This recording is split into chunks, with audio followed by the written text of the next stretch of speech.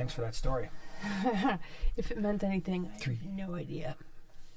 3, 2, 1, contact. Remember that show? 3, 2, 1, contact. Anybody? Yeah. Hello. Welcome. Glad you're here. It's Wednesday. You're the coolest people on the face of the earth. And we're glad and happy to be hanging out with you. So thanks for being here. And we're going to be answering fish questions today. I think that's what we're going to be doing, yeah? Yeah. All right. Very cool. Love it. So, yeah, glad you're here hanging out with us. It's a very chilly evening, I suppose. Mm-hmm. Very chilly night. It's going to get down to like -1 degrees. Oh. But then I see 40s, at least in the Chicagoland area. So that's warm for us. That is getting very close to motorcycle riding weather. As long as we can get in the mid-40s, I'm happy. And there's no salt on the street. But anyway, it's going to be awesome. So I'm glad you're here. Dave, Oink, holding down the house. We've got some moderators here. And Dave, I'm glad you're back. Yeah, so Dave. I know you've been dealing with some stuff. So I'm glad you're here. Go 49ers. That's not funny, sir. That's not funny at all. That hurts, man. I'm still quite not really over that. I mean, who are you rooting for? The Chiefs, right? I don't even care. Really? I'm not gonna lie. I'm not a. I like Mahomes. I don't even know why. Mahomes. I call Mahomes. Yeah, he's a great quarterback. So I'm indifferent. I think I'm gonna sort of kind of go for the Eagles because it'll make me feel better if they win the Super Bowl than the 49ers. They lost to and the 49ers. You know, they lost their starting third-string quarterback very early on. Then they lost their fourth-string quarterback. Then they went back to their third-string quarterback, who actually had a torn UCL, which means he basically couldn't throw it. They would have been better putting McCaffrey in there. But you're here for fish, not football. So we can stop talking about what happened last week with the poor 49ers and move on, because I'm ready to move on. And I think we all need to be ready to move on. Well, as Marley says, happy Water Change Wednesday. And Water Change Wednesday. Just what I got done doing with my Nano tanks downstairs. You got it done, and then Eli is downstairs right now finishing up some water changes that he still had to do from last night. So yeah, Marley, thanks for being here for the last 5 months. Appreciate your support. And so what's going on this week? This week, what did we have happening on Sunday on Primetime Aquatics? I did the long-term review of the Aquarium Quiet Flow 30. And I'm not going to talk a ton about that particular video, because if you want to hear my opinion, check it out, because it was surprising. It was a long-term review. We've had that filter in our fish room for over a year, and we've had the 20 running in our fish room, which is just a smaller version of the 30. We've had that one for 5 or 6 years, at least, maybe 8 years. I don't even know.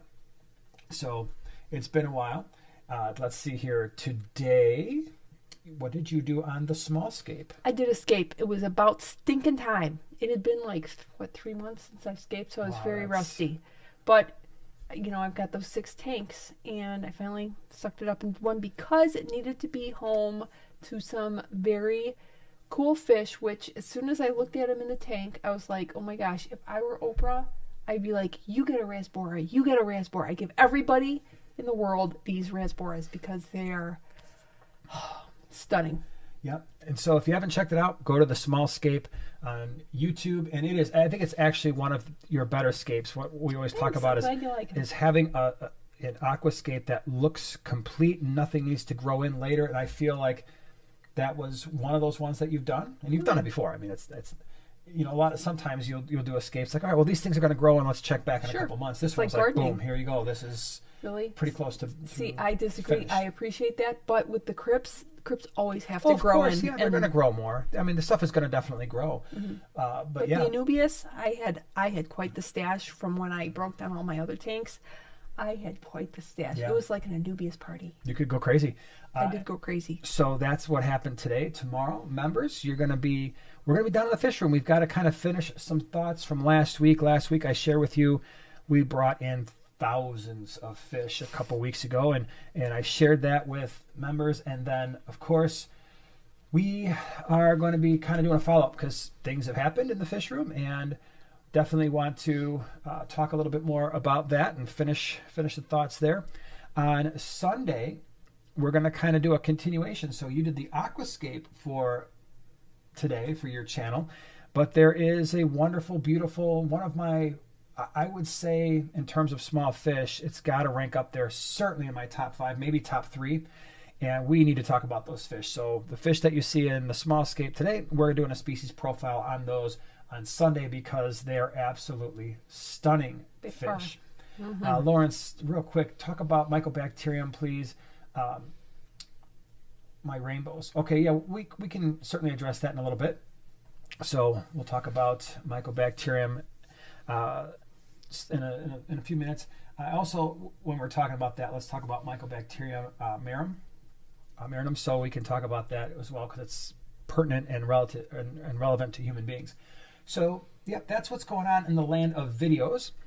And then let's see what else we have going on. Places we're going to be if you are so inclined and you're in the area.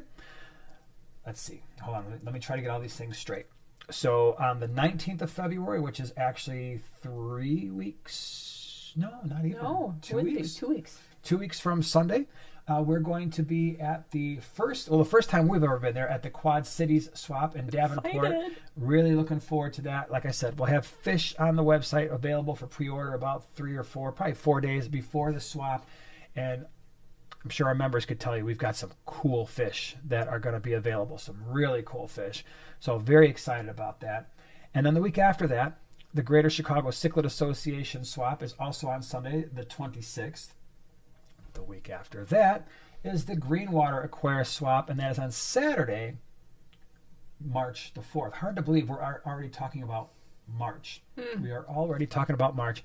And then the week after that, we will be at the Motor City Aquarium Club, and I'll be doing a talk there. I think that's a Thursday, maybe the 9th, I believe it is. So we've got a whole bunch of stuff coming up, and I mean, it's I could just feel fish season, the summer stuff and all the events and things are starting to happen with the Aquashellas. We mentioned that last week. Like I said, by the way, you don't know this, so I am revealing some things to you.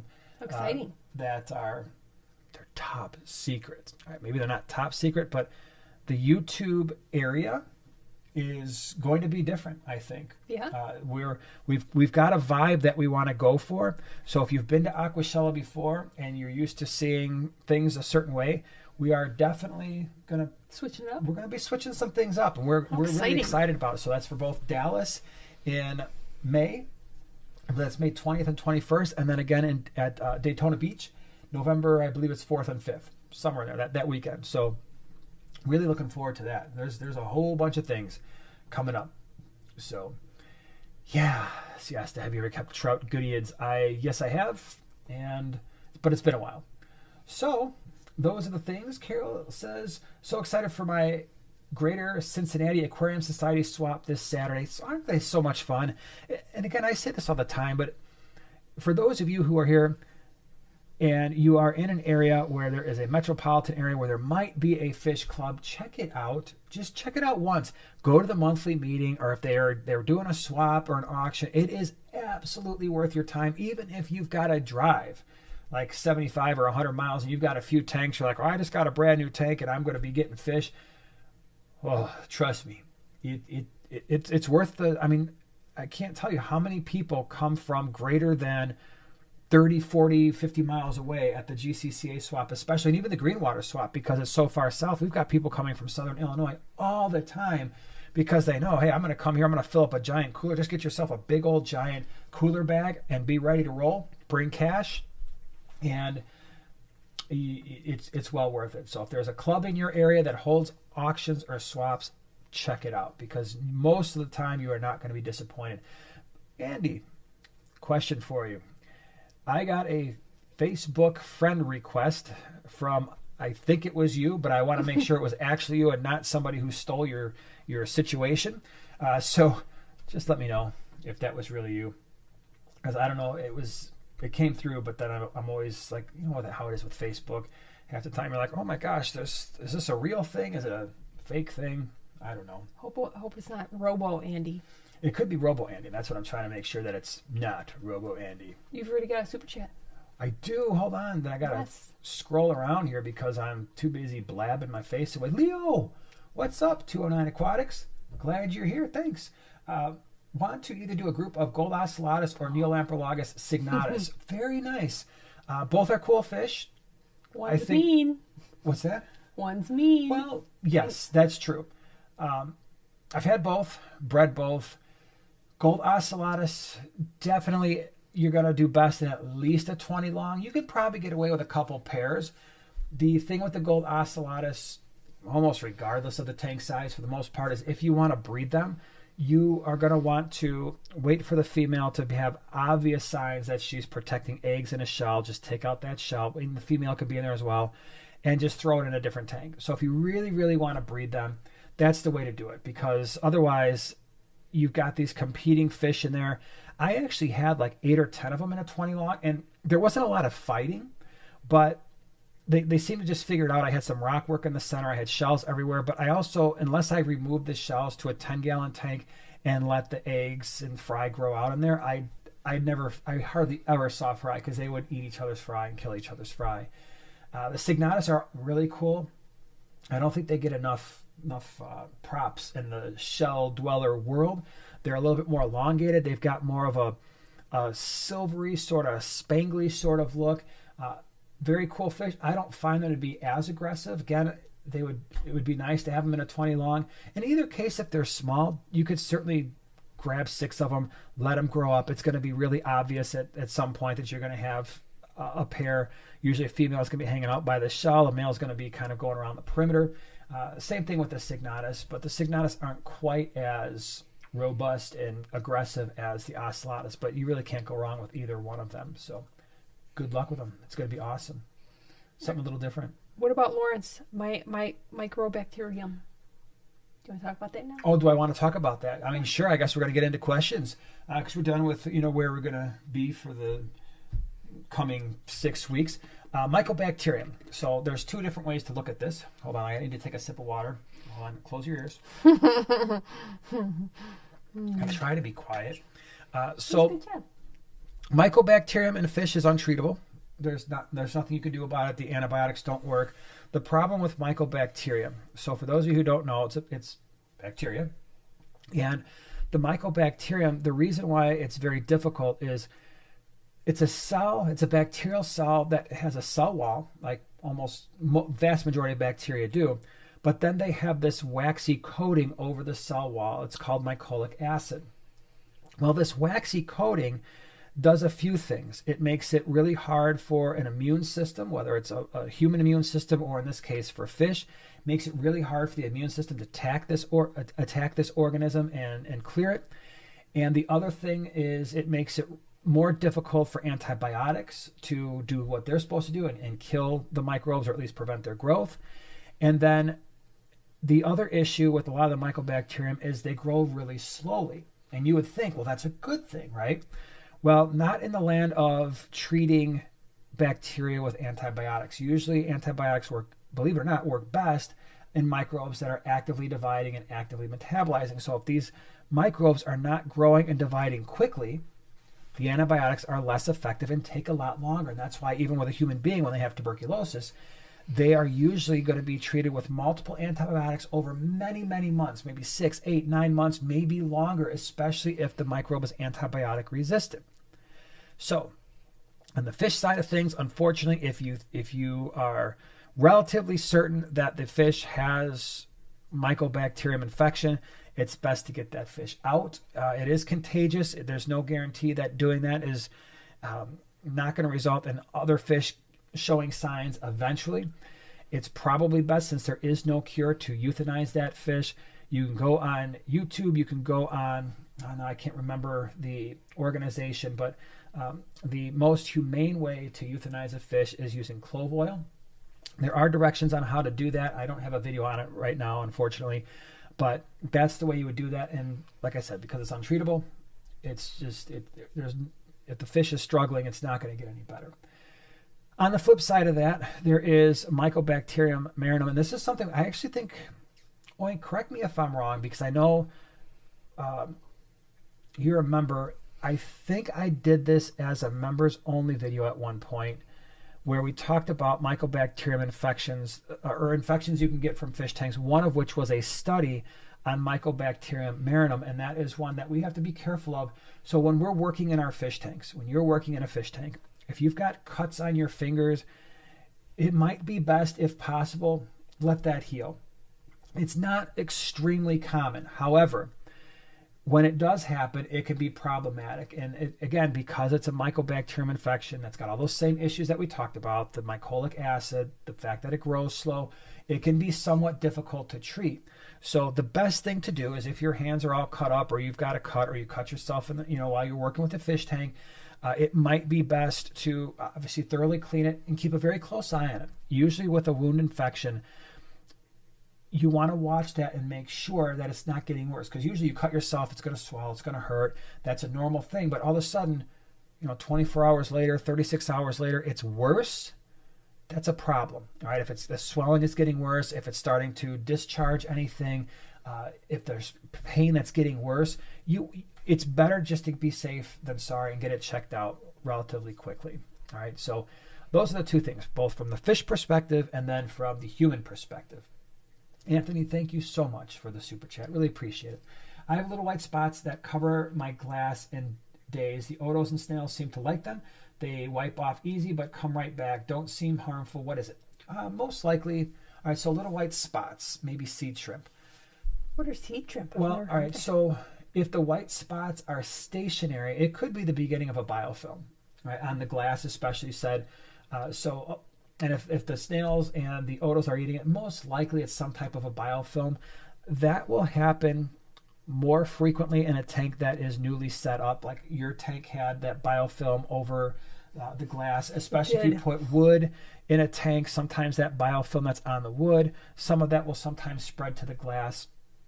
If it's a hard white spot, then sometimes that can, if you've got nearite snails in a tank, so they'll leave little white eggs everywhere, but it's not soft. These are really hard little things, almost like sesame seeds. In that case, I don't know if mystery snails and otos would actually eat those, because I have never come across fish that do eat the nearite snail eggs, but most likely if it's more something that could be wiped off, it's probably a biofilm and not generally harmful. So, Carol says, as a nurse, I agree. You are giving sound advice. Well, thank you, because that means a lot coming from a nurse. And Carol's a nurse. I did not know that. That's really cool. So yeah, just be really, really careful with that, with the Mycobacterium. Very nice. So let's see here. Yeah, go ahead. Wait a second. Please. I got some that I'm stacking up here. Oh, all right, you're writing down Cheryl. A bunch of questions. Hi, Cheryl. Greetings to Wisconsin here. Cheryl had a great question. If I can find it, so I don't. And generally speaking, and I want to say, if I get this right, I knew I should have done a screenshot. Oh, geez. Okay, I lost it. All right, Cheryl, you were asking, you have 3 crypts in a tank, and it's been set up for like a year. The crypts are doing great. Should you add, at this point, any root tips? Because it's been a year. But the crypts are doing fine. What say you? No. Me neither. I wouldn't either. If they're doing well, and especially if you have fish in there, they're providing some fertilizer for your little plants already. Yep. And if they're doing good, I wouldn't see there be any reason. Yeah. Yeah. So generally speaking, I know all the directions for all the root tabs will tell you, add your root tabs at the beginning, right, when you're setting up a tank, and that's great advice. And then you must replace your root tabs every 6 or 9 months or a year, or when your plants are no longer looking like they are healthy. So the last part of that is true. If your plants are looking unhealthy and you think it could be due to a nutrient deficiency, and maybe you've got a very, very, very, very lightly stocked tank and the organisms might not be supplying enough fish waste to the substrate to feed the plants, then yeah, add the root tabs. But I can tell you, if you look at all of our tanks, and the vast majority of them are planted, not all of our tanks necessarily have root feeders, but I would say a lot of the planted tanks do, like crypts, jungle val, what else? Are we planting? Sword plants. We don't add root tabs. In fact, I've got a long, long time ago, I did a video on using Osmocote Plus. I bought this big, I don't know, it was a 5 or 10 pound bag. I bought 1,000 00 gel caps, thinking, okay, I'm going to have to replace the root tabs every 6 months, and so I'm going to just make a whole bunch of this stuff. And what I found is, at least for our tanks, I never used them again. I put them in the first time. I let the fish, as Joanna said, supply the waste. Now, it's not like I just let that waste build up. If it's gravel, I will go in there and gently gravel vac. I usually stay away from the roots. And if you look at crypts, I mean, crypts are just like, if you could look underneath your tank, I would bet you those 3 crypts have a root system that covers almost the entire tank. If it's like a 20, did you say the size of the tank? No, I didn't, but I don't think it's a 20. I think it's smaller. If I can recall, well, even your a 20 size tanks, Cheryl. Yeah. Yeah. Even a standard 20 or a 20 long, 3 crypts could, especially it's been a year, could easily have a root system that covers the entire bottom of that tank. Yeah. When we pull those things up, I mean, it's like, okay, plants this big, root system's 3 times as long. So yeah, we don't use them. We never put root tabs in again after that point. And it's the same thing with liquid fertilizer. I have a bottle of liquid fertilizer.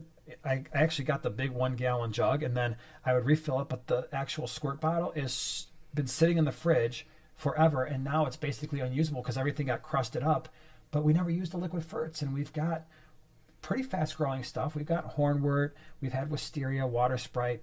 But again, keep in mind that most of the plants that we are keeping are, I would say, beginner-ish, low, maybe medium light plants. For those of you with highlight plants, you're probably like pulling your hair out by like, that's horrible advice. We have to add the root tabs because my plants are growing so fast. Or if you're using CO2 and they're using the nutrients a little bit more efficiently, then that might be a different story. Yeah. But at least for us, because we don't run CO2, because we don't have what I would call high maintenance plants, we've never needed really to add the root tabs after the first time, and the liquid fertilizers after just initially setting up the tank. We let the fish do what they do. Oh, Whip said hi. Hi, Whip. What's up? What's up? Oh, and Goobs earlier had said, that's so cute because that's my nickname for Gracie. Well, it's basically her real name at this point. Basically, yeah, we just changed names. Yeah. Said earlier there was an echo. Does anybody else hear an echo? Just want to make sure. It's so hard. I have to work with this. I'm not completely happy. I mean, these mics are as good as they come, but the way I have them set up is probably not ideal. And at some point, when I have time, I'm going to have to sit down and run like a dozen different tests and really see if I can get this thing dialed in a little bit better. Because every once in a while, I'll listen to it, and after we just to kind of hear and pick up on things like, is there background noise and stuff like that, and there is, the sound is not, it's far from 100%. I understand that, but obviously it's great if you don't have headphones in. Like if you're just listening to it on a phone or something like that, or a computer, it's not nearly as noticeable, but it can be a problem when people have headphones in, for sure. So at some point I am going to have to work on that. I know that. So thank you for those of you who are, dealing with it. Let's see here. Hold on. I saw Tesla Killdozer's here. Thank you so much for the super chat. Hey, 2023. Oh. It's the year. I got it. I caught that one. Thank you. No question. Super chat is because you guys are awesome. Well, thank you. Really appreciate you being here. Glad you're hanging out with us today with all the other cool peeps. Lots of cool fish peeps. Maura Ann, thank you so much for becoming a primetime or primate primetime partner. You are now all of those things. And tomorrow you'll be able to see the new video, and then you can go through our back catalog, which at this point, 1 video per week for the last few years. There's a lot there if you want to check it out. So, yeah, pretty cool. Thank you. Appreciate it. What you got? Tom's here, enjoying his tea and also the chat. Enjoy your tea. Yeah. And then, there were a couple questions I think are similar. Luke, is it worth getting a Betta? Not like fully interested. Is it worth the money just to look at? Well, first of all, you can get a very inexpensive Betta. Anywhere from $2.99, of course, all the way up to like $50, or so if you're picking out a very special color, I think they're worth it personally because they're so beautiful. They're so personable. You can keep them in a 5-gallon, which is a relatively small tank, and they're just very calm, peaceful. I just love them. Yeah, so I would say yes. That was very specific. $2.99. Are you sure? Yeah. Not $2.98. No, not $2.99. Okay. I've bought myself a number of baby Bettas from the old Petco. Listen, if you've never had one, it's worth it. It's definitely worth just trying out a Betta. What is all the, why are they one of the most popular fish in freshwater fish keeping? Put it in a tank by itself. They don't need a ton of space. A 5-gallon would be great. You can aquascape it the way you want. Keep the filter flow low. And just make sure, I think where some people go wrong is they see the bettas in the cups at the store and they think, A, they don't need any space, and B, they don't need a heater. And both of those things aren't very true, right? You've got some really active bettas that would love at least a 20-gallon, but most of them, a 5-gallon would be a really good starting point. Keep the flow low in terms of filtration.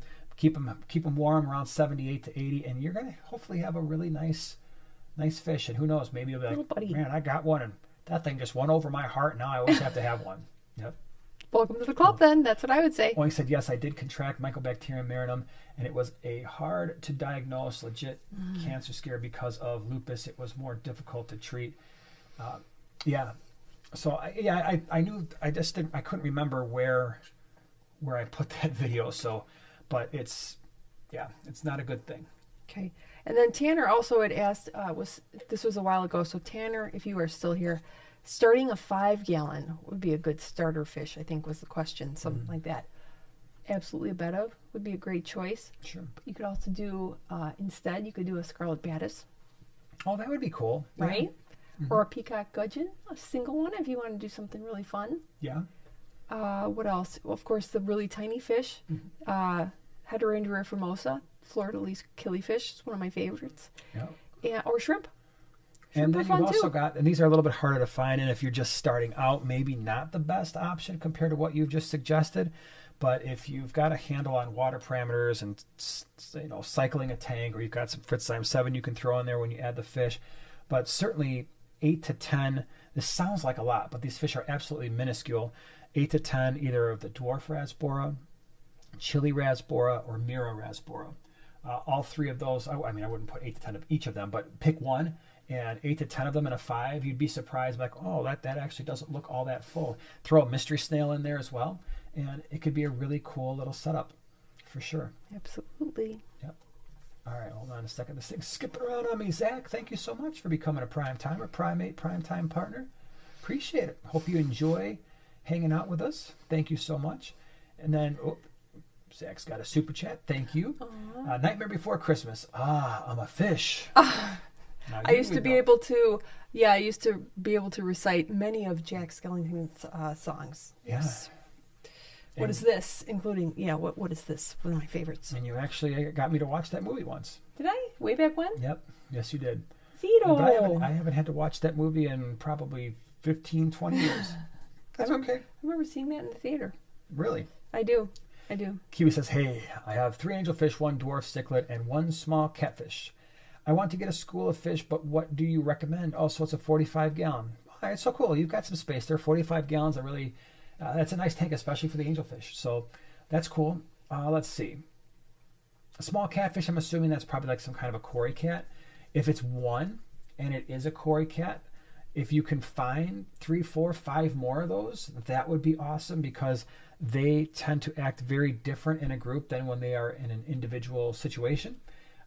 In terms of, let's see here, schooling fish, you've got a bunch of options in a tank that size. You can go with all of your neon types. That's your green neons, your standard neons. Depending on your water parameters, just double check. But like your cardinal tetras, ember tetras, the rummy nose rasbora that Joanna featured in her video today. That's a really, really, really, really pretty fish. Brilliant green. Even prettier than the rummy nose Tetra, I would have to say. Ooh, you might get some people fighting about that. I might, but they're also smaller. Words. They're also smaller, and they do better in our water. So what can I say? Yeah, and they're more brightly colored. Is true. But the rummy nose Tetra would also be an option, and easier to find certainly than the rummy nose rasbora. True. Brilliant green rasboras. I mean, you've got so many options. I would take a look at those, and stay away from the really small rasboras, because with those angelfish, it would just wind up being really expensive fish food, and you don't want that. So that's some ways that you can handle that. That would be pretty cool. Oh, I just saw something that I wanted to. Leslie says, sounds perfect here. Awesome. Yeah, I know for some people, depending on headphones and things, it can be a little weird.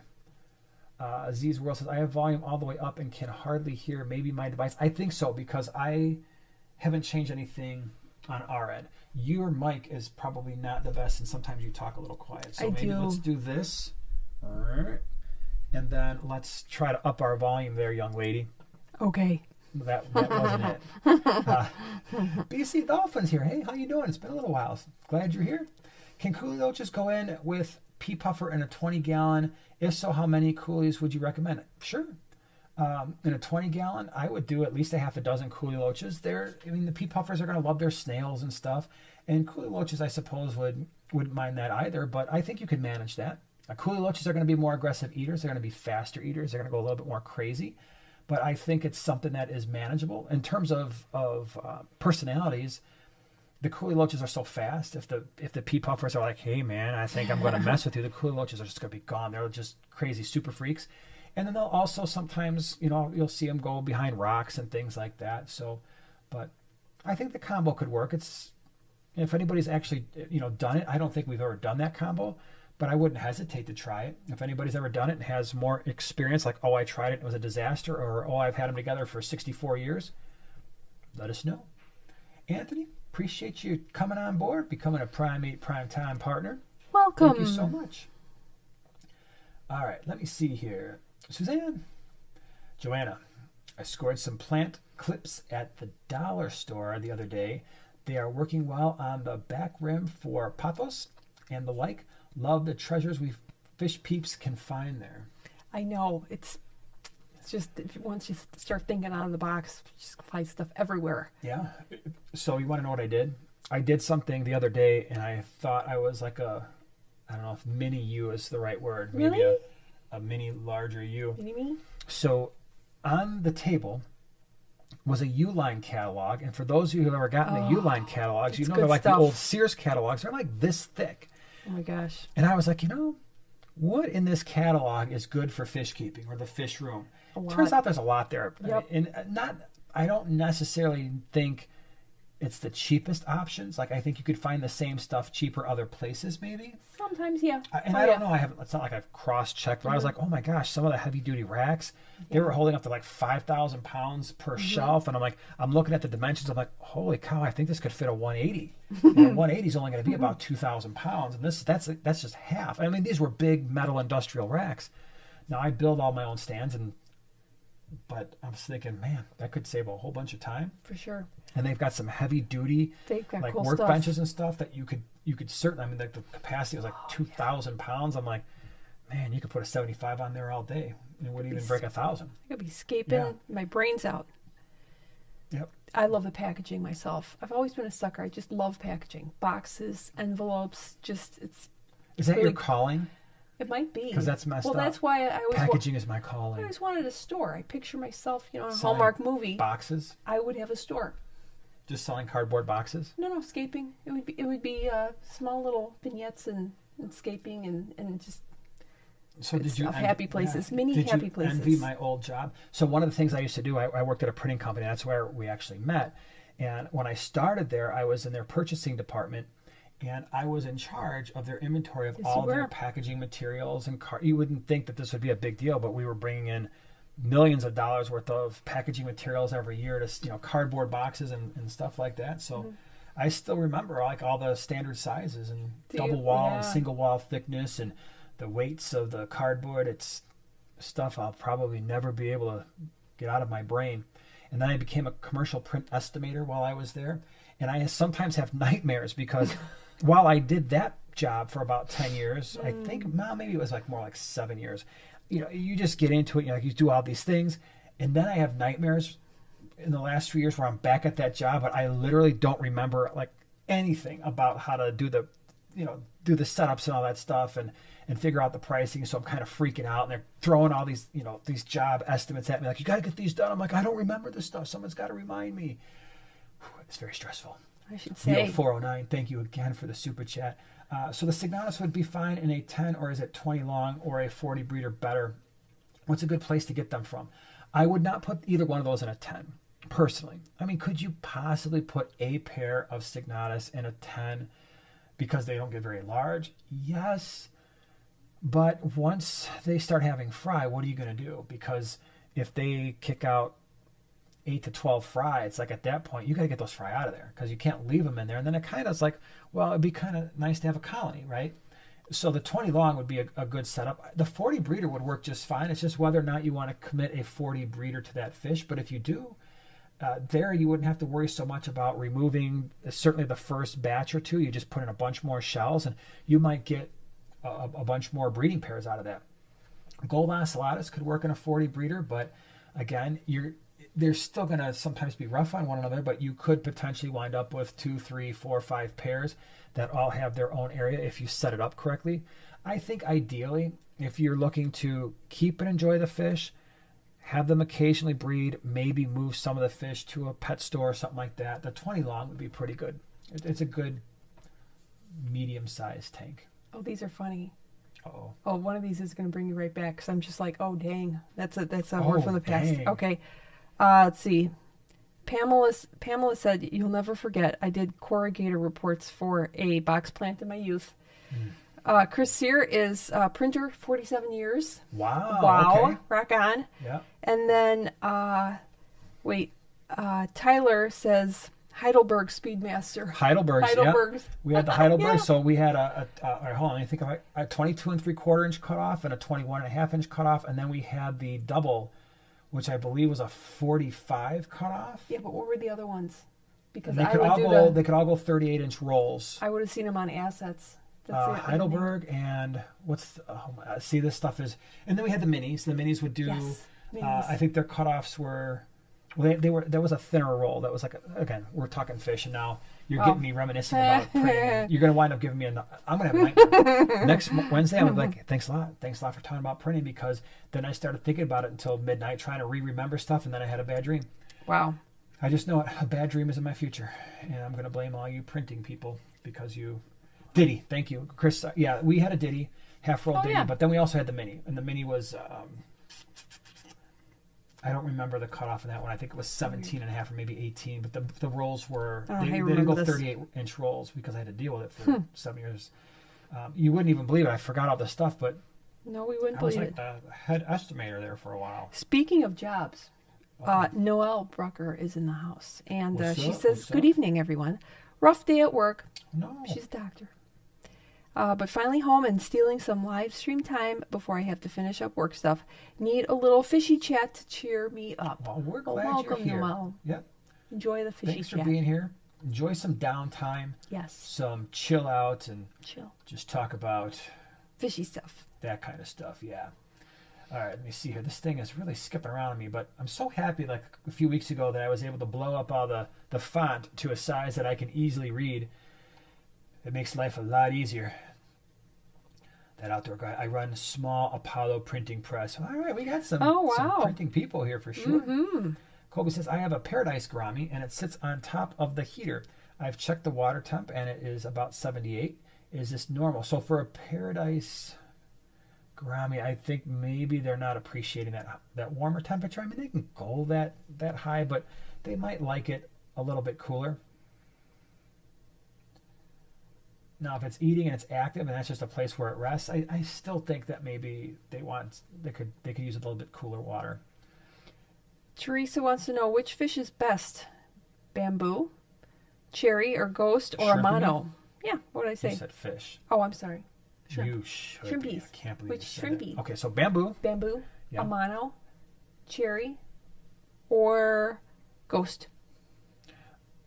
Ghost is the least because ghosts would probably prefer brackish water.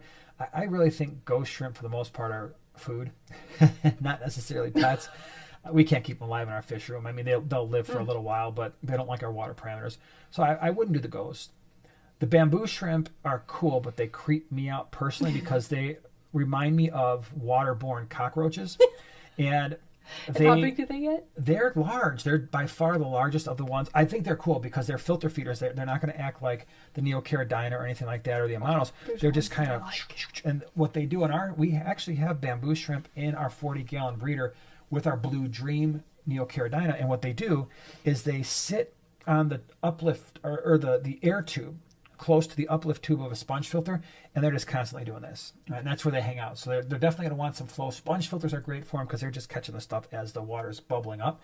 So they're just like bubbles, like, oh, we just love the bubbles, man. Amano shrimp are really cool, but they serve, in my opinion, a different purpose than the other shrimp because the Amano shrimp, you're not going to get a whole lot of color from them. So in some ways, they sort of kind of remind me of like a drab Neocaridina or even somewhat like a ghost shrimp. However, what they do the best out of all the shrimp that you've mentioned is they're going to be really good at taking care of algae. What I was doing, at one point I brought in a bunch of Amano shrimp. I think there was probably, this was temporary, right? We were just clearing them out for a swap, 600, and I had them broken up into 2 10-gallons. And one of the 10 gallons had a bunch of green hair algae, and they just took care of it. In fact, what happened was there was Java moss in that tank, and it just got overrun with green hair algae. And I'm not kidding you. Now, this was a lot of Amano shrimp.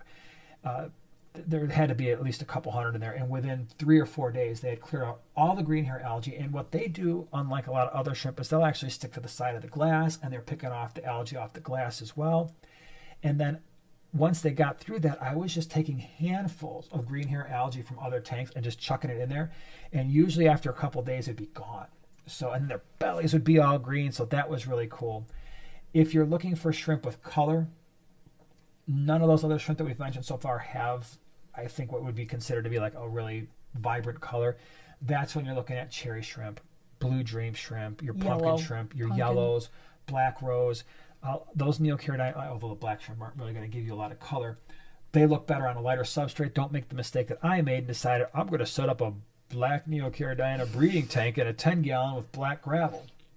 Bye-bye shrimp. Yeah, where'd they go? Well, it wasn't. It's just you couldn't see them, right? You know, so it was like that was the dumbest thing I ever did. Also, blue dream on black doesn't work so well either. Yeah, they're a won't little see them bit so well. less visible. Yeah. But we the one thing I'll say, and maybe if you experience something different, feel free to chime in.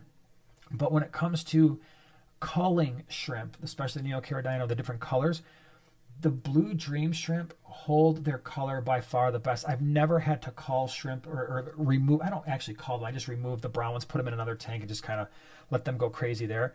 But I've never had to do that with blue dream shrimp. With cherry shrimp, they will devolve if you're not really careful about making sure that there's no browns in there. They will eventually just become brown. The same thing happened with the pumpkin shrimp.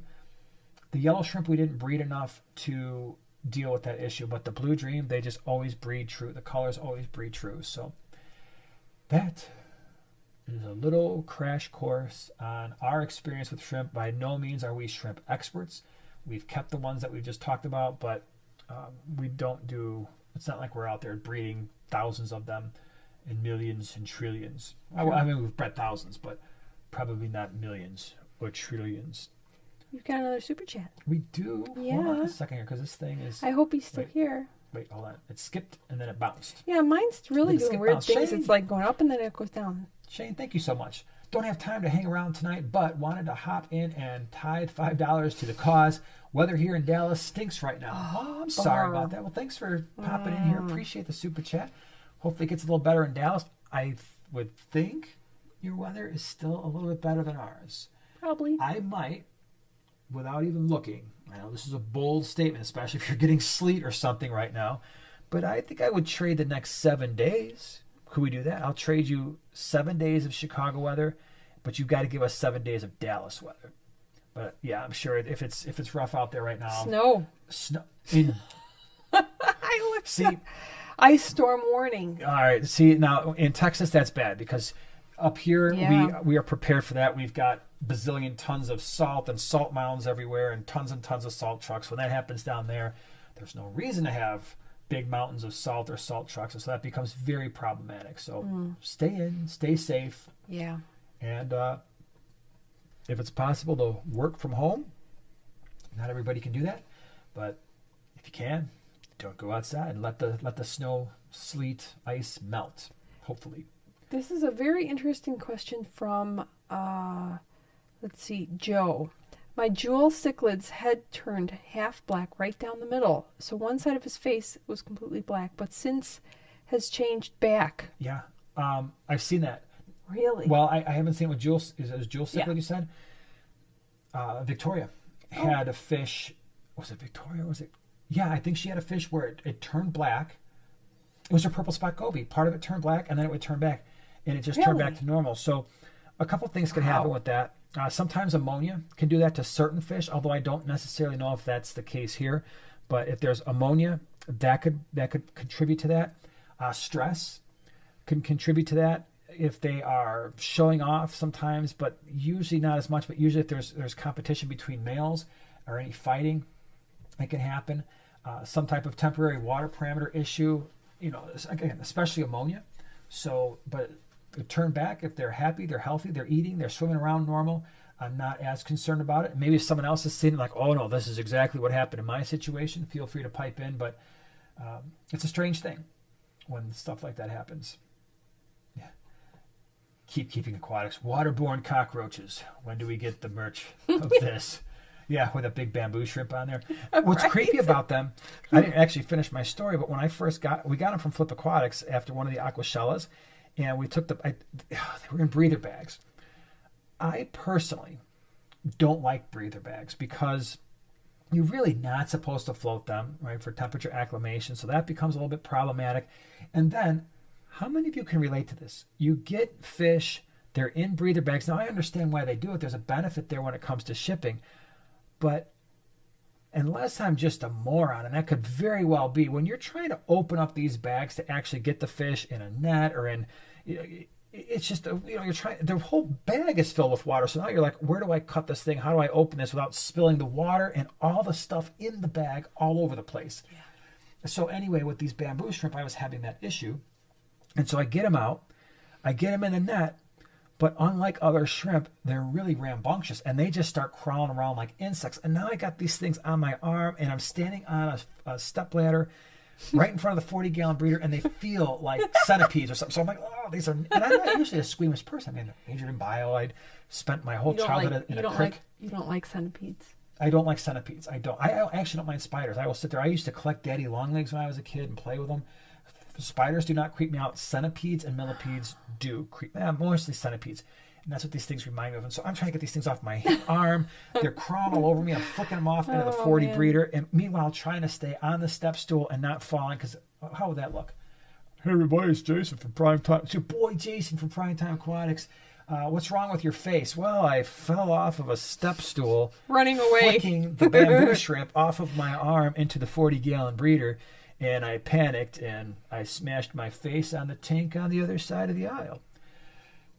That would be bad. But once they got in the tank, and they can crawl out too, so you got to be careful. So if they do start attaching themselves, I mean, any shrimp technically could crawl out, but these ones especially, if there's an opening for them, they might go exploring. So it's a very important question. I hope I have a very important answer. I hope you have the correct answer, because I know mine. I don't know about that. We'll try. All right. We'll just really try hard. Teresa asks, when are you coming to Phoenix? I want to meet you both. You both are wonderful. Thank you for answering my questions. I have not been to Phoenix in, 25 years? And you used to go forever. Every year, right? I used to go at least once a year with my parents. We would go 4th of July weekend. Me and my dad would fry on the top of the sun deck. We'd go shopping. We'd go to Scottsdale. We'd go to Sedona. We go to Sedona and Camelback Mountain. Oh, just loved it there. Yeah. And then sometimes over Thanksgiving when it was slightly cooler. That's pretty awesome. So yeah, I miss it. So any chance, just really, keep that in mind. You don't have to. I would love it. You don't have to project on me, young lady. I would like to go there too, because I've only been to Phoenix or Arizona, Phoenix one time, and it was for about 15 minutes when the plane went from San Diego, landed, dropped some people off, and then I don't even think we picked anybody up, and then right off to Chicago it went. So I saw a very small part of Phoenix. So I would really like to go there. Hopefully one of two things happen. We go there because something like an Aquashella type event finally winds up on the West Coast. Trust me, you West Coast people screaming for one, you're not the only one, because as much as I love the Midwest, trust me, if it was January or February and someone was like, hey man, we're going to be out in Washington, Oregon, California, Arizona, even I'll take Colorado. I'll take snow in Colorado because we're up in the mountains. Nevada, right? Las Vegas. As soon as somebody says there's going to be one of those things out there, we're out. Trust me, we'll be there. The other way we would get out there is hopefully on the bikes, on the motorcycles. We can ride on out there. But someday, I would like that very much. We got a woohoo. Hello from Tucson, from DW78. Sweet. Tucson, Arizona. Definitely like to go there. And then what we could do is we could follow the wild hog's path. We could stop off in Madrid. Yeah, Madrid. Yeah, they have a gift shop. And we will spend money there. Rio says, I have a 0.8. How do you know it's a 0.89 gallon? That is very specific, Rio. Yeah. I mean, I believe you. Don't get me wrong. Yeah, that's how they label them. Isn't that funny? Is that how they label it? Like you buy, like, we are selling a 0.89 gallon tank. That's how it works. With a 5-watt heater. Okay. What can I really do with it? I know I can't put fish in it. All right. Well, 0.89 gallons. A tiny aquascape. Yeah. I mean, Anubias nana petite. Buse. And some buse and some rocks and some wood. If you are a Moss really bowl. skilled shrimp keeper and you're really on your game and you're like, you know what, I have got this water parameter thing down, could you put a couple 2-tree Neocare Dyna in there? Yeah, you probably could. Little shrimplets. Because they're not super active, and that would be okay. But you just have to really be on your water parameters game and make sure it's stable. But you're right, no fish. Too big for a mystery snail. You could probably do a nearite snail. But then if it's a female, you're going to get the eggs everywhere. Ram's horn snail or just your common pond snail would work. Yeah. So, yeah. So you got some options there. But definitely practicing your aquascaping skills would be cool. Bunny Viper's here. Hey, What's Bunny up? Viper. What's up? Glad you're here. It says, Jason, our shirts match, but mine is better because it glows. Oh, Rock on. well, it's better That's because right. you're wearing it. I mean, let's face it. It doesn't need to glow. It's just, Pretty much. yeah. You rock. But glowing is cool. Hey, are flower shrimp the same as bamboo? I Because don't know enough about just shrimp to know remembered. that answer. But they have those little hands that catch that Well, probably the bamboo have. That's what I they've mean. got to have. It's almost like they're wearing little mittens. Yeah. But I don't Because know I if did it's. see I don't 'em. know enough about the common names of shrimp to be able like, oh yes, here's the similarities or I was what the I was situation watching is. them. Remember? I just remembered when you started talking about Yeah. shrimp. I saw them at Fish Planet, and I just remembered that I want them because I just remembered that I want them. they were very fun to watch. Yeah. They Jeffrey were says, hands. hello. What's up? My question was, what would be a good idea for a 75-gallon tank for roseline sharks? Love that idea. I'm a fan of fast-flowing river tanks, so any recommendations? Fast-flowing river tanks. You want to do roseline sharks, which I think would be cool.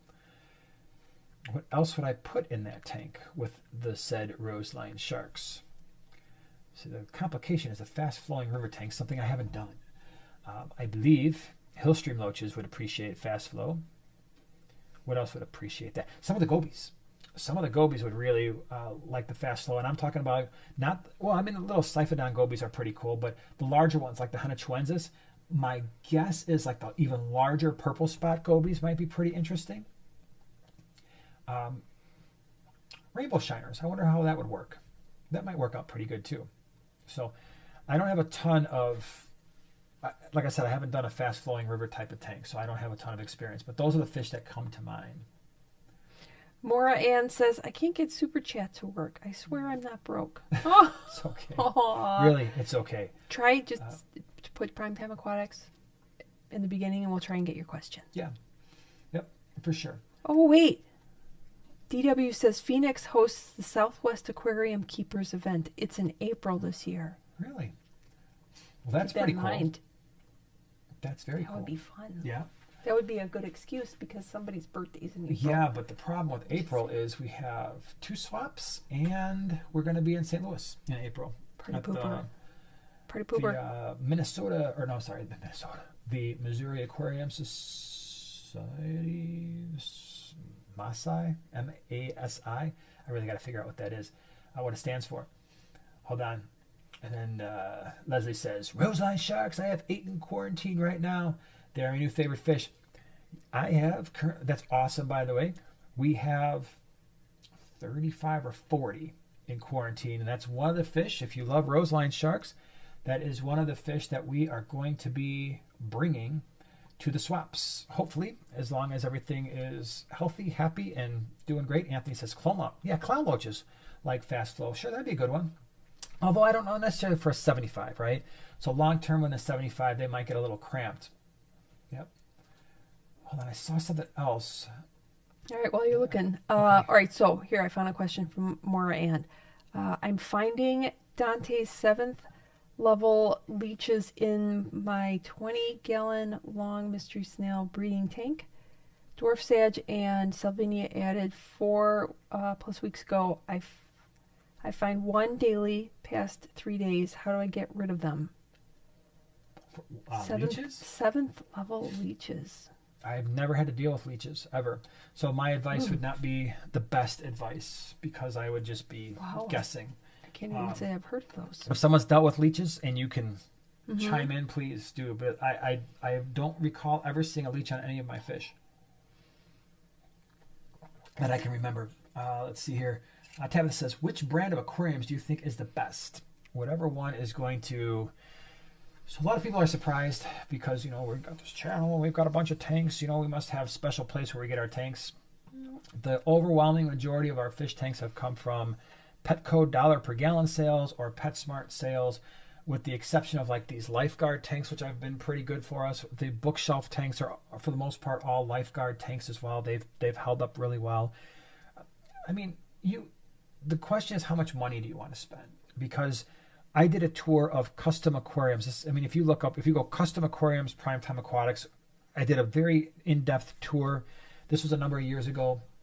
They've got really, really nice fish tanks. It's high quality. The glass is much thicker than what you'd find at a Petco or PetSmart. They can do custom sizes. They can drill the tanks for you. They can put in their custom sump units for a sump system. But if you're just, you don't want to drop a lot of money, I just do what everybody else does. And I'll go to Petco or PetSmart if I need a tank, pick them up. I would say out of the 80 tanks we have, 70 or so are probably from there. We got the 2 low boys. Those are just the Zoomed tanks. And they've all done relatively well. So far, thankfully, we've only had one leak. That was a 75-gallon, which took it back to PetSmart, and they replaced it. Now, that was a pain, right? It was a pain. It was easier for us because all I could do, I just drain it real fast. It took me 10 minutes to drain it, get the substrate out, put that in a tote, put the fish in a tote with the tank water, get the sponge filter running, take it back to the store, put everything back in. The whole process probably took an hour and a half. I realize for some people that might not be as easy, but that was the only problem we've ever had with any of those tanks. But I did do a video. You can somewhere, it was about I don't remember what I titled that video, but basically it's maybe it was just a couple months ago, on how to make sure that you're buying a tank that won't leak. So if you put in like how to buy a tank that won't leak at Primetime Aquatics, you'll see what I do to make sure that I'm getting a tank that is probably going to stay in one piece and not leak water everywhere the longest. So, or be the most reliable. I saw somewhere in here, real quick, a question about optimal size. I don't remember who asked it, but I wanted to address it. It was the optimal size tank for an Oscar. So, Oscars grow very, very, very, very quickly. The only fish I've ever had that grew faster than an Oscar was our tilapia, which grew... Oh, yeah. I swear, you could sit there and watch that fish for an hour and be like, I think it just grew an inch. That fish was insane. Now I know why fish farms, one, they grow tilapia for people food because, holy cow, first of all, they eat everything. There was never a fish food or something that would even pass for fish food that I would throw in a tank that the thing wouldn't eat. Right? I would just throw in random plants, duckweed, algae. It didn't matter. That fish would literally eat anything. However, with the Oscar, I would like at least a 6-foot tank long term for an Oscar, because if you ever get a chance to actually see an Oscar in all of its glory that is completely full grown, they're big. I've seen Oscars that are at least 13, maybe close to 14 inches, and they were tall. My Oscars never got that big because they were in a 125, and I think part of that is maybe just that tank. Maybe it was just how old they were, but I've seen them easily over 13 inches and tall and thick and wide, and they produce a ton of waste because they're massive eaters and they're clumsy, and so you want to give them space. So I prefer, if I'm keeping Oscars, they're never going in anything less than a 6-foot tank, and you don't have a lot of time with them. You really don't. If you get them at the store and they're so cute. They're one of the cutest fish out there when they're babies because they got the big eyes, they're goofy, and they're like little 1.5-inch guy. Like, oh my gosh, I just need them. That's how we wound up with 3, because me and the boys were like, we're each gonna pick out one. And we put them in a 55, and within probably 2 months, I'm like, these got to get out of here. And we put them in a 125. So take your baby pictures right away. Yep, because they won't stay small very long. Super chat. Moby said, I had an Oscar live nearly 18 years in a 135. There you go. And made the tank look small the last decade. Yeah, so there you go. Yep. Glad you shared that with us. Hold on, I got to scroll. Andy, thank you so much for being a member the last 5 months. Andy. How many sea punks can I keep in a 55-gallon? Babies are growing up. You keep a bunch, man. Sea punks, by the way, that's code for Neolampologus cautopunctatus, otherwise known as the Cottopunk cichlid. It's Lake Tanganyika fish. The ones that you have, if you got them from me, they've got I think they call them the orange fin variety, because they've got yellowish orange on the dorsal fin. So I never actually moved my groups from a standard 20. I actually had 2 standard 20-gallon tanks. They get to be about 2.5 inches full grown. I put 6 in each tank, and I had 2 pairs in each tank breed. And when they breed, they produce a pretty decent number of fry. I want to say somewhere in the neighborhood of 15 to 20. So at one point in both of those tanks, I probably had 40, 50 Cottopunks in each one of those 20 gallons. Again, that was not a long-term solution. We were moving them out. We were selling them at swaps. The problem I had, and some of you remember that video, is when the airline got disconnected, or I actually shut off the airline doing a video, and then I forgot to turn it back on. Well, when you stock a tank like that and they don't have oxygen for a while, we had tremendous number of losses. So you don't necessarily have to put them in the 55, but if you're going to put them in a 55 just to grow out, you could put 100 in there easily. So if you've got a couple pairs and they've been breeding like crazy, throw them in the 55, but easily put 100 in there. And as long as you've got good filtration and you don't do what I did and shut the air off, you'll be okay. The issue is anytime you have, and this is just for everything. Here's a pro tip for all of you. I am never worried about I'm never worried about biological filtration in any of my tanks. And some of the tanks that we bring in where we're quarantining fish or we're breeding fish, the stocking levels for a short period of time are insane. Right now we've got 500 green neons in a 37-gallon tank. We've lost 3. No ammonia, no nitrite. Nitrates, because we're doing 75% water changes every 5 to 7 days, no issues. The filtration in that tank is 1 Hydro 3 sponge filter that is old, and it doesn't look like a Hydro 3 anymore. And you would think, oh my gosh, you're going to have all these problems. No, none, 0. And they've been in there for a while. So by now we would have had the ammonia spikes, and especially with that many fish.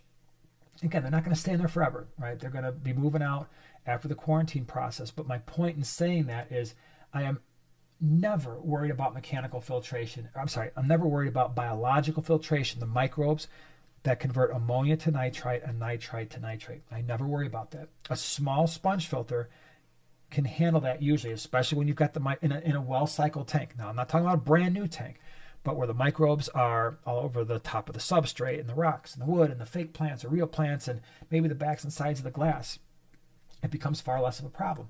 I am not telling you to go out there and put 500 neons in a tank that has been not all that well established. You have to keep in mind, before those green neons were in there, we probably had 40 or 45 Brichardi. And so that tank was well cycled. It had the capacity to put those other fish in there. I say all that because the problem when you do that is if there's no margin for error there. All right. So if you wind up with, let's say I put those neons in there and 20 of them die overnight, we could have a problem, because now if those 20 neons die and then that causes a slight ammonia spike, all of a sudden that 20 turns into 40, which turns into 80, and now you've got a problem. If that sponge filter gets disconnected, I guarantee you if tonight that sponge filter got connected, I would walk in there tomorrow with 500 dead green neons in that tank. So the margin for error is small, but it's not that would not be due to the ammonia issues. It would just be due to the fact there's not enough oxygen in the tank if that thing cuts out. So I know that was a very roundabout way of saying some things that we talked about. So Kevin and Lisa, thank you so much for the super chat. Is there not an Aquashella in Chicago this year? Nope. Only 2 this year. Dallas in May, Daytona Beach, which is going to be in November. So the Aquashella Chicago has been removed for the year. And hopefully at some point the idea would be to come up with alternative locations. What I would personally like to see, I would like to see a little bit more variety in terms of being able to hit some of the other spots of the United States. Yeah, make it a little bit easier. Like I said, I would love to see something in the upper Northeast, because when Aquatic Experience left the New York, New Jersey area after doing it for a couple of years, now there's a kind of a hole there. I know the Keystone Clash is up that way, but I'm talking about something that's Aquashella-esque, right?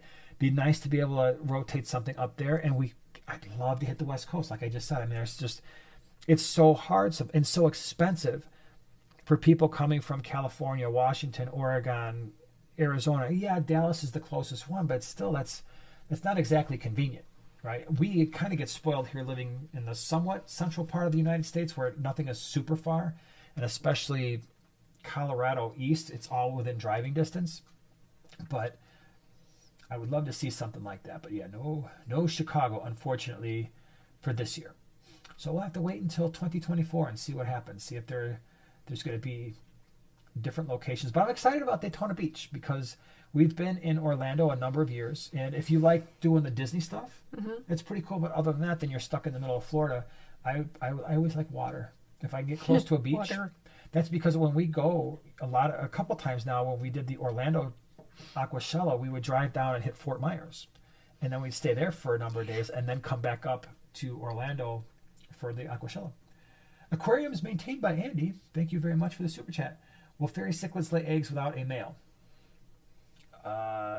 Won't matter because they won't be fertilized. So I don't think so. I don't think that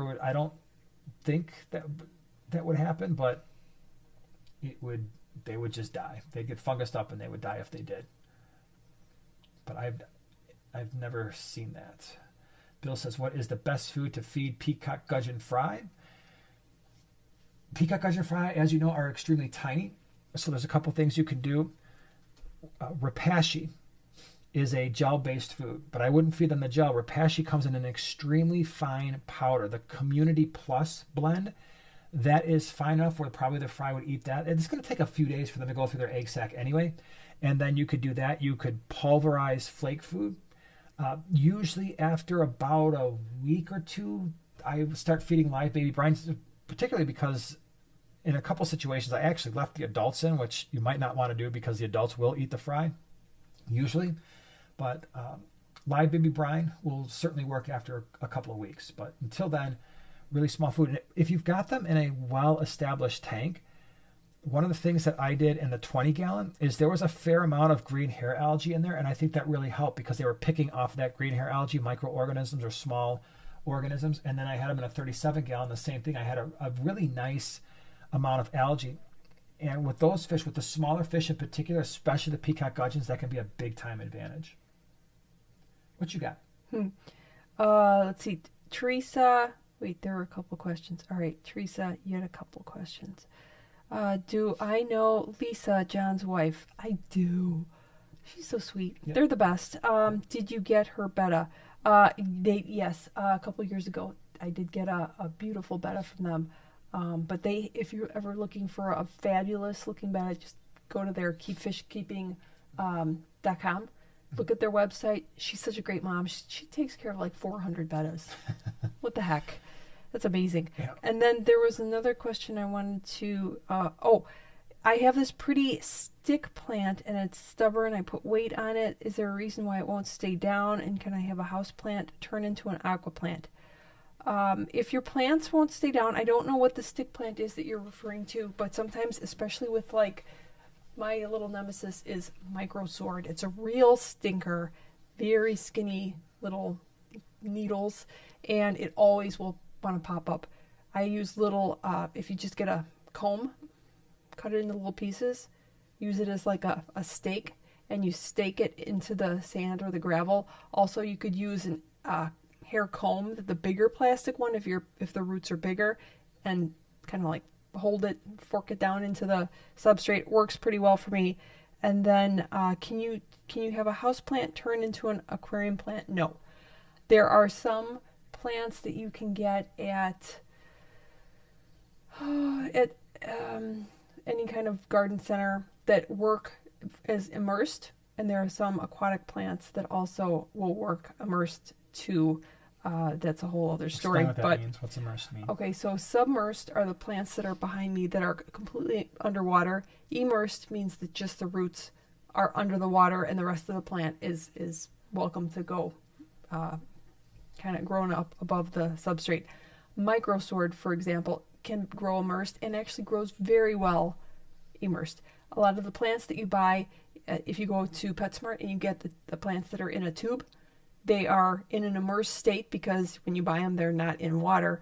But when you put them in the aquarium, they will do just fine. So whatever plant you're looking at, just Google, can you put it in an aquarium? That's the easiest.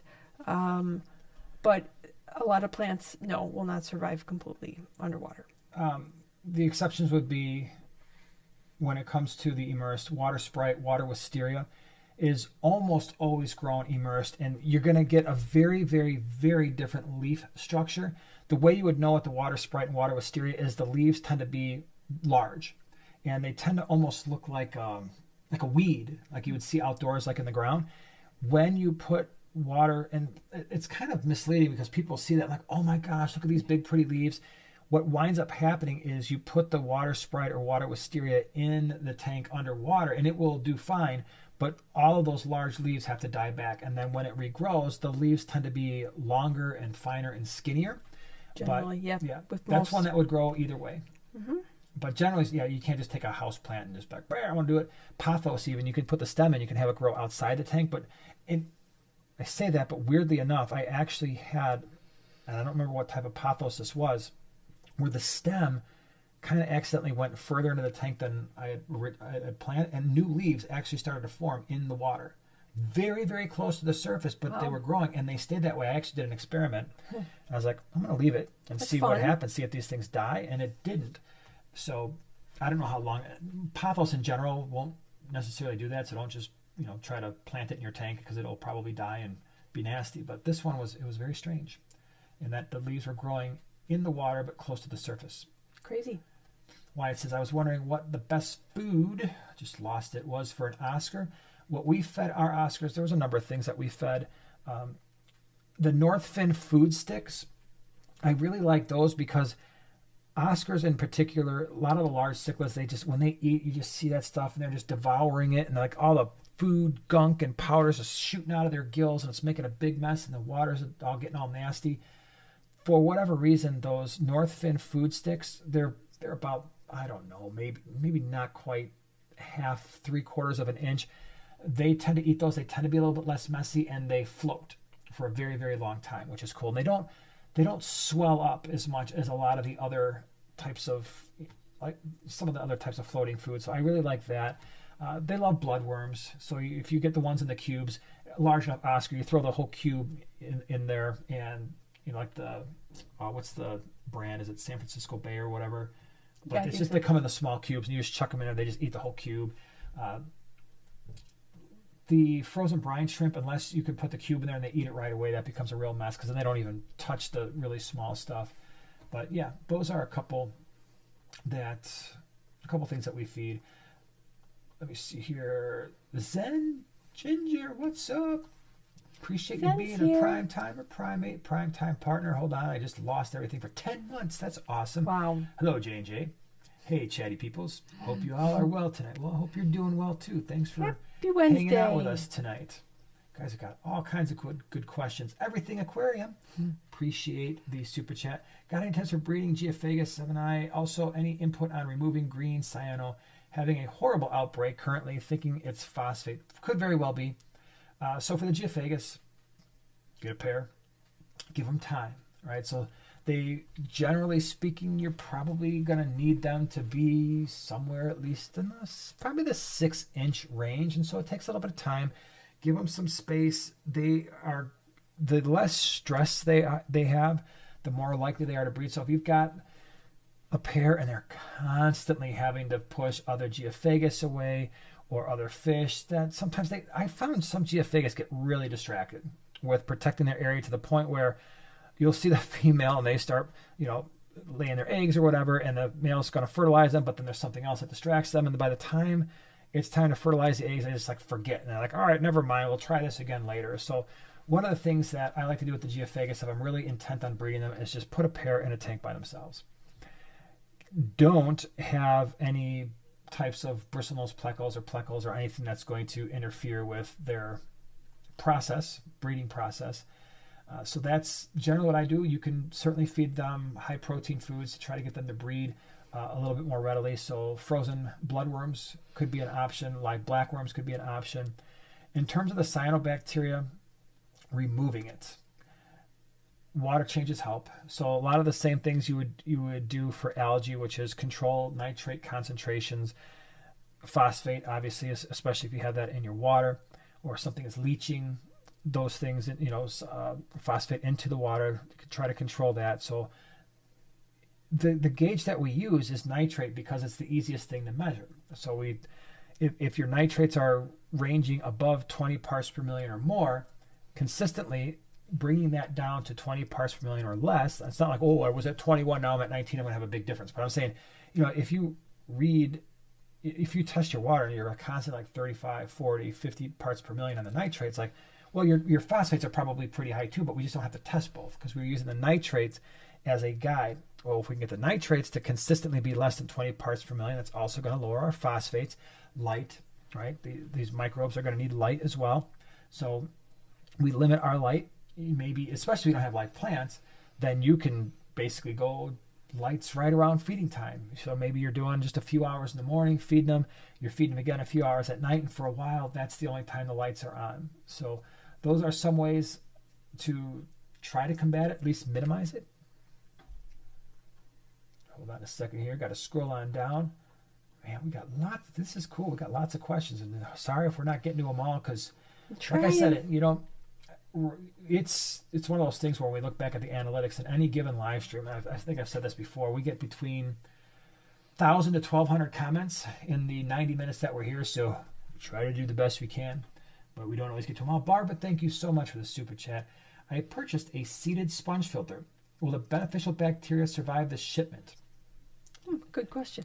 Wow, that's a really good question. It depends on how long, because some of them will, but if there's not a lot of oxygen, and I wouldn't expect there would be because they probably just took the sponge filter, chucked it in. So hopefully they chucked it in the water because the sponge filter definitely has to remain submerged in water. Threw it in a bag. How much is going to die? To me, shipping beneficial bacteria that way, I would want to overnight it just like I would fish, because if that sucker is in the bag for 3, 4, 5 days, you'll have bacteria left, but it's not going to be anywhere near what it was when it left whoever was shipping it. So yes, you should have beneficial bacteria. How much depends on how long it was shipped and if they temperature controlled, right? So the nice thing is that bacteria, if it gets cold, it'll probably just slow its metabolism down. If anything freezes, they're all going to die. If it got too warm, that could be a problem. I don't think I would be 100% comfortable throwing that seeded sponge filter in hey, I've got this seeded sponge filter. I'm going to chuck it in my 20 gallon. I'm going to fully stock it because I think you'd wind up with an ammonia spike. What I might do with that sponge filter is obviously as soon as you get it going, get the oxygen running, and probably I would still throw in something like a Fritzzyme 7 or a Fritz Turbo Start just to get some extra bacteria in there anyway. And then ideally what I would do if I really wanted to get a tank started relatively quickly is at this point, it's probably more beneficial to get the Fritzzyme 7 or get the Fritz Turbo Start that has the live nitrifying bacteria in a bottle. Add that because it's really easy to ship that and keep those microbes viable. Probably easier than trying to ship a seeded sponge filter. Now, if I was just taking that from another tank, like I got a buddy who's a half hour away, grab the sponge filter, that. And the other thing too is that seeded sponge filter, we have to be really careful and make sure that came from a tank that didn't have any recent fish disease in the last month or two. where if I just took it from a buddy after 30 minutes and just drove home, I would feel pretty good about that. But yeah, it'll be interesting. I'd like to hear once you get it, how they shipped it. So maybe next week, if you get it in the mail or whatever, I'd be curious to hear how that shipped and how it worked out. Yeah. What you got? From Flood City Fish Keeper. Lost a yo-yo loach and 2 Chinese algae eaters in 2 days. All other plecos, cories, and discus look great. Any idea what would affect some bottom dwellers, but not all? So the yo-yo loach and Chinese algae eaters. So I guess all right, so I always go back to water parameters, right? That's the first thing. I just want to just double check, no ammonia, no nitrite, nitrates 20 parts per million or less. If it was like 40 parts per million nitrate, is that going to kill your fish? No, probably not. But it was like 400, then it's like, oh yeah, that could happen. But the yo-yo loach and the 2 Chinese algae eaters, if they were newer fish, sometimes newer fish, they're just not healthy.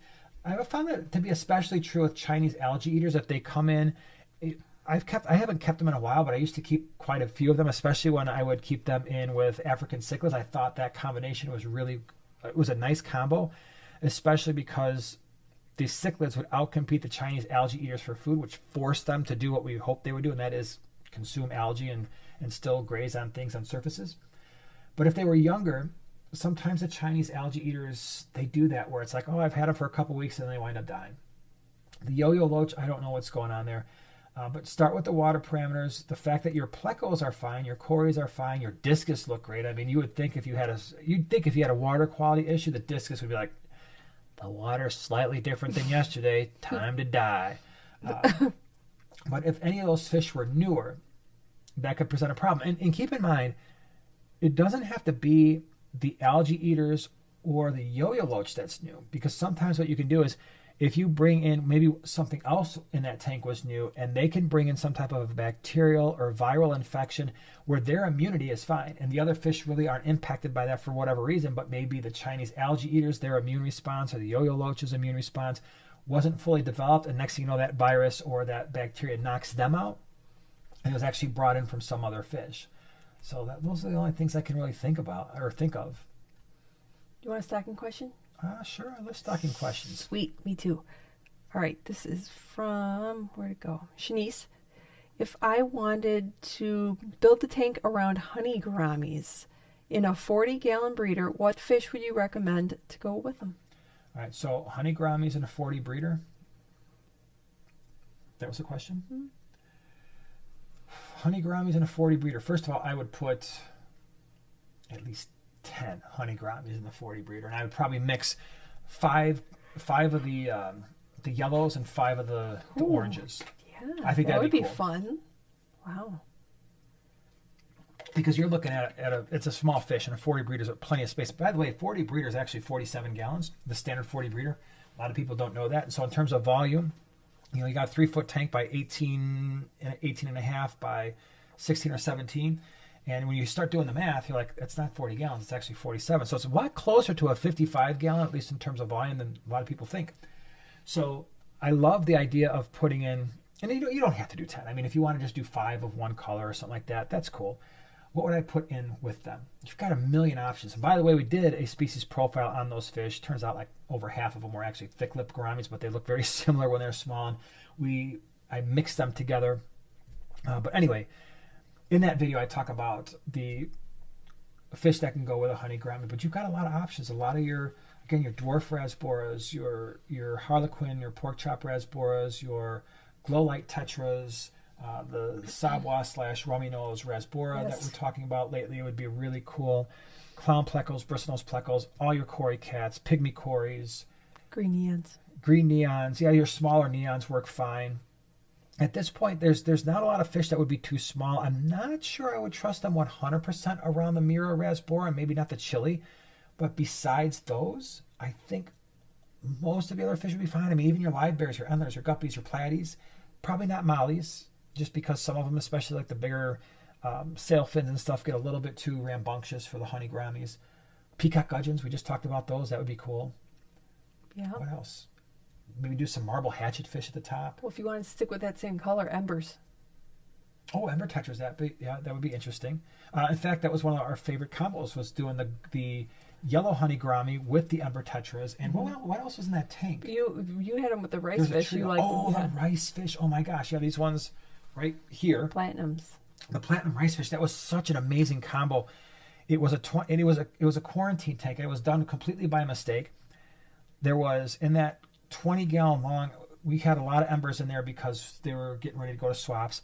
I think we still had 3 or 4 of the gold/yellow honey gouramis, and then we had probably 8 or 10 of the platinum rice fish. Yeah. That was an insanely cool combination. It was popping. That tank was popping. It's definitely worth trying. I highly recommend that combo. And it'll be very interesting because the rice fish are all crazy and they go all over the tank.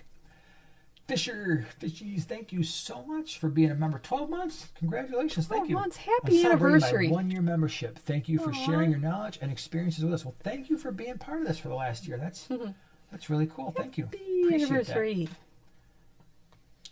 All right. Oh my gosh, things are jumping around. I knew this would happen after I did that. Flood City says, thank you. Everything has been in there for a few weeks. I quarantine in a separate room. Wow. For other tanks, I will keep a close eye on everybody else. Yeah, so if they were a little bit newer, sometimes they just, especially the Chinese algae eaters, it's weird. Some of them are just like, they get so weak and frail and skinny, and then the ones that live are like, they'll be around for 10 or 12 years and they'll get huge. And once they get past those first, I would say, couple of months, you've probably got something that's going to be with you for a decade. Mel says, I have 1 female betta, 10 otocinclus, 8 cories, 6 palliatus, and 2 spotted high fin, and 5 pandagara in a 29-gallon. Is it overstocked? Let me think about this. So, female betta, that's your centerpiece. Cool. 10 otos, they're small. 8 cories in a 29. No, that's fine. And 5, no, I don't think so. Pandagara don't get very big either. So I think you're good. I don't know if I'd go crazy adding a ton more fish, but you've probably got room for like a smallish size group of some type of small tetra, small rasbora, but I think you're okay because none of those fish get very big. And none of them are, when you're thinking about stocking, a lot of people look at the number of fish and start to worry. But there's something that is just as important as the size of the fish and the number of fish, and that is the activity level of the fish. So when we're looking at something like this, because I think it's intuitive, or it's instructive, I should say, the female betta may or may not be super active. Some of them are, some of them aren't. The otos, they can be sometimes active, but most of the time they're going to be kind of sort of stationary. Cories will go through their little phases where they're doing a little bit of action, but a lot of times, especially the palliatus, just kind of chill out sometimes. Same thing with the high fins. Pandagara, I would not describe them as crazy active fish, so the fact that they're smaller and not super active means if it were my tank in a 29-gallon, I would probably look at, okay, well, what am I going to do midwater, right? Because none of those fish, except for the betta, are necessarily midwater fish, and so now it's like, okay, well, I've got some space for some smaller tetra, or for the honey gourami, or a smaller type of rasbora. Okay, let me see. I saw something else. What did you see? You got something? Oh, Jonathan, what do you use to shave your head? Straight razor dry. No, I'm kidding. Oh my God. Edge gel shaving cream.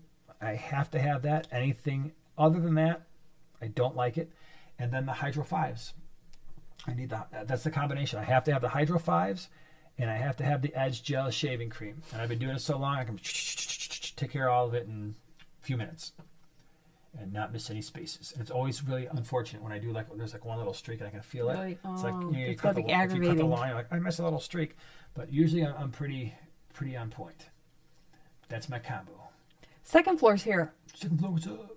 Second floor? Second floor's been here, What? man. Where you been? Well, I didn't see your name pop up. Hey, Shannon and Ryan. Where you been? I don't know. Got to get with the 2020s. Do you think people will look back and just call this year like 23? You know, like how we used to go. When we talk about the 1900s, we don't say, oh, back in 1996. We said, oh, back in 96, or back in 84, or back in 73. Yeah. At what point in a century do we just start referring to the year as the 2-digit year instead of 2023, or like Even good back, question. I mean, now we call them the OOs, right? Or at least a lot of people I know, but we never did that while the OOs were going on. And it would have seemed weird even while the teens were happening. True. Like right now, we don't call them the teens. Like back in 17, I guess maybe some people do. But at what point are you just referring to the year and not the century in what you call it? That's my thoughts. Those are the types of things that keep me up late at night. Along with nightmares you're back in printing. Yes, those two things. Shannon and Ryan, all right, so she said checking to see if our package got to you guys. I haven't checked the lockbox lately, but I will check it. Tomorrow. Got to do it tomorrow. I'm going to do it tomorrow. I will let you know. Yeah. Teresa says, if a fish has a part of plant in its mouth, does it mean I need to feed the fish? I fed my fish once a day. Is that okay? I have many different fish, about 20. Yeah, a lot of people feed once a day. Some fish eat plants. Hopefully it's not stuck in their mouth because that would be a bad thing.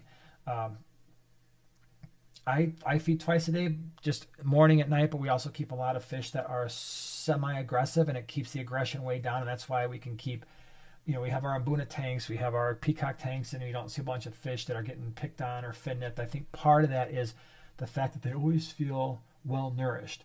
So once a day is certainly acceptable. Whip says he feeds once every other day, and you keep a lot of larger fish, so that is also a very common thing, and some people will do even less than that depending on the size of the fish. So yeah, the fact that they have a piece of plant stuck in their mouth may just mean that, well, if it's stuck, that could be a problem. But if it's just something that they're eating, some fish eat plants, fortunately. All right, we'll take a couple more because we're getting this 90 minutes is going by very, very quickly. Wow. Lots of cool questions. Oink has a question. What's up? Why does my wacky peppered Cory cat like to rear up like a horse and balance on his back fin? This is the same silly Cory cat fish who goes to top and likes to eat out of my hand. Oh. Cory cats have weird personalities. Just enjoy it. Enjoy it. As long as there's nothing wrong. As long as you don't have any kind of a swim bladder issue or something like that, or there's something going on where it's having a hard time regulating the oxygen. But if it's just, most of the time it's just normal, and then sometimes like, hey, watch me, I'm going to do something stupid. Cory cats like to do that. That's why people love them. It's because they're entertaining. He might be trying to do tricks for extra food. Yeah. That could very well be. All right, let me see here. Elizabeth says, I'm thinking about getting some cardinal tetras and a Betta. I was gifted a 36-gallon tank. That's pretty sweet. I'm thinking of doing a planted tank, but on the fence about type of substrate. We talked about this a couple weeks ago, I think, but sand. It's very versatile. If you want to do some kind of like eco-complete or something as a base layer and then cap it with sand, you could do that. But at this point, I'm not sure how many tanks I would actually use gravel anymore, just because what if I put Cory cats in there? What if I put Geophagus in there? What if I put something that is going to want to, or some type of cichlid that's going to want to, sand sift or do something, or some type of loach that would actually prefer to burrow a little bit. At this point, I like the freedom of having sand because I've said this a number of times. There are a lot of fish that do better on sand. I'm not aware of any fish where it's like you can't have them on sand, you need gravel. And the plants, to me, especially the beginner intermediate plants, I have never noticed a difference between the two. Sand's a little bit more tricky to maintain, but you'll figure it out within probably 2 or 3 weeks and come up with a plan, and it will be fine. Yep. Michelle wants to know, is it necessary to try to feed your fish veggies? I've tried to feed my clown loaches and combat goldfish fruit and veggies a couple times, and they aren't liking it at all. Flakes and pellets okay? Yeah, absolutely. There's no point in trying to force feed fish something that they don't want to eat. I know you go on the internet and everything, and like, oh my gosh, check this out. And it's cool, right? I mean, it's cool when you put in, here's a piece of cucumber or something else, or blanched peas, and you see the fish going crazy, and you're thinking, I need to do that too, or I'm not the fish keeper I should be. And you throw that stuff in there, and all it does is rot. I try it sometimes with the plecos. Like, if you want to eat it, great. If you're not going to eat it, hey, you're eating the other stuff, so be it. They live long, happy lives eating the other food too. All right, everybody. Before we leave, there's a quick question from Whip. Yep. Is there a Central American catfish that goes well with bigger cichlids? Google has failed me. I don't remember where it's from. The Raphael cats. Raphael cats, spotted or striped. as long as the fish size discrepancy isn't too big, you might have to grow them in a kind of a grow out tank. They don't grow super slow, the Raphael cats, but they get big and they get very, very wide bodied. So the only problem is if something does try to eat them, like if you misjudge, like, oh, all right, it should be big enough. If that Raphael cat, if something attempts to eat it, both those fish are going to die, because those Raphael cats have serrated, they're extremely sharp dorsal and pectoral fins, and they're actually part of it serrated. If anything gets that thing stuck in its mouth, it's game over. You're never getting that fish out of there. But as long as you match the size, okay, those would be really good options. And I know it's not South American, but the Synodontis, I'm sure you've probably had them before. That's a pretty good option too. So I'm trying to think of what else. Because the other stuff is like, now you're looking at monster cats. Like, oh, I got a shovel nose. Yeah, well, that's great. That thing's going to be massive. And what do you do with it? 5 gallon? Yeah, so I'm talking about like the nice thing about the Raphael cats. You're like, okay, it's 6-7 inches, and maybe it's slightly larger, and it's going to live forever. But yeah. Silas, thank you so much for becoming a prime time or primate prime time partner. Really appreciate it very much. Thank you. All right, everybody.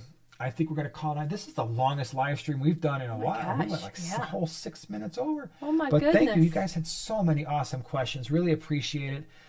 Thank you to our moderators, Dave and Oink, and I don't even know. This thing was moving so fast. Everybody else that was here, for all the super chats and stickers, and for all you new members. Like I said, we'll have the video out tomorrow. Really appreciate it. As I always say, write your questions down. We will be back next Wednesday, 8 p.m. Central Standard Time. Hopefully we can answer a bunch more. You guys have a great week, and we will see you next week. See ya. Bye, everybody.